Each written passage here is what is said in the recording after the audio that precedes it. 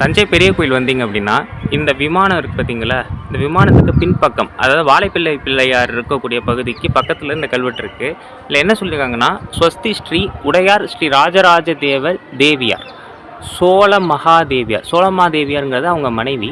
இந்த சோழமாதேவி பெயரில் ஒரு ஊரே இருக்குது திருச்சி திருவரம்பூர் பக்கத்தில்.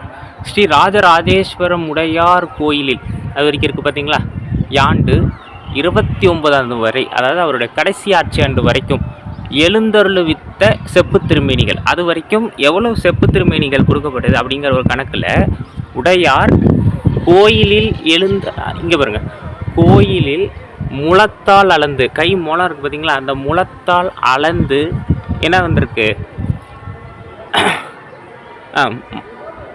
மரக்கலங்களோடு, ஆமாம் அதுதான் வந்திருக்கு. வந்துட்டு இது கூட வார்த்தை கொஞ்சம் அழிஞ்சிருக்கு, தக்ஷிணா மூர்த்திகளுக்கு, அதாவது எழுந்தருளுவித்த கல்லில் நிறை எடுத்து. இது எந்த சாமிக்கு செய்கிறாங்க அப்படின்னா தக்ஷிண மேரு விடங்கன், அதாவது எந்த கல்லில் செய்கிறாங்க அப்படிங்கிற குறிப்பு இருக்குது. தக்ஷிண மேரு விடங்கன் அதான் கல் பேர்.